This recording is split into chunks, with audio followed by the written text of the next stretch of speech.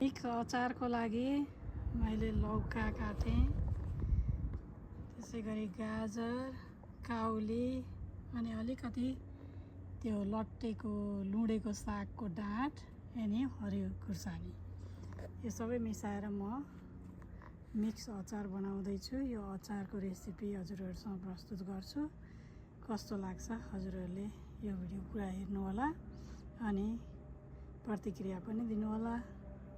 Mix अचारको लागि काटेको यो सबै तरकारीहरू मैले घाममा सुकाएँ। यतिको भएपछि यो रेडी भएको छ। यसरी भाज्दाखेरि यसरी भाँचेको छैन हैन, यो भनेको सुकेको हो। ठिक्क हुन्छ अचार बनाउन। अब यसमा मैले यसको लागि मसलाहरू पनि रेडी गरेको। राख्नको लागि तोरी, मिठा सुप, धनिया, मुग्रेलो, जिरा, रातो खुर्सानी अनि अलिकति मेथी, यो सबैलाई म एकछिन ड्राई रोस्ट गर्छु। मलाई ड्राई रोस्ट गर्न यहाँ कराई बसाएँ, यो तातिसकेको छ। यसमा यो सबै मसलाहरू यसरी राखिदिन्छु। मजाले भुट्ने। यो मसलाहरू अलिकति चटक चटक चटक चटक पड्किन थालेपछि अनि अलिकति ब्राउन भएपछि यो रेडी भइसक्यो। यसलाई एकछिन सेलाउन दिनुपर्छ। बनाउनको लागि मैले यो मसलाहरूलाई यसरी अलि खस्रो खस्रो पिनेर रेडी गरिसकेको छु। राखिसकेपछि अचारमा म अब नुन राखिदिन्छु।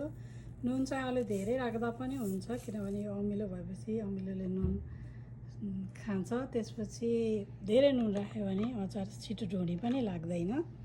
त्यसपछि 1 चम्चा बेसार राखिदिएँ।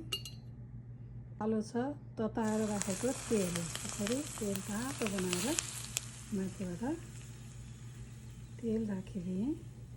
अचारलाई सफा हातले अथवा चमचको सहायताले मजाले मिच्नुपर्छ। यसरी मैले हात सफा गरेर हातले नै यसलाई यसरी मसला, नुन, बेसार सबैतिर मिचिने गरेर यसरी मिचिदिएँ।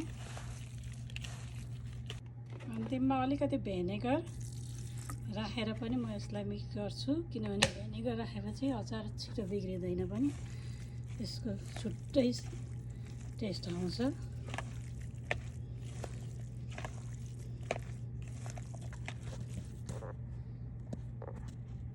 राख्नको लागि मैले यो एउटा सफा अनि सुक्खा सिसाको बोतल लिएँ।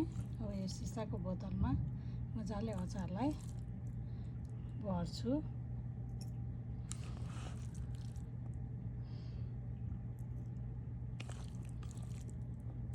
अचार यसरी राख्दै जाने अनि यसलाई यसरी खाँदै जानुपर्छ। जति खाँदियो अचार त्यति बिग्रिँदैन अनि छिटो अमिलो पनि बन्छ। अचार बोतलमा यसरी खाँदिदिएँ मैले अनि माथिबाट बचेको तेल राखिदिएँ। अब यो बाहिर लागेको तेल मसलालाई यसरी टिस्यु पेपरले पुछेर यसलाई सफा बनाएर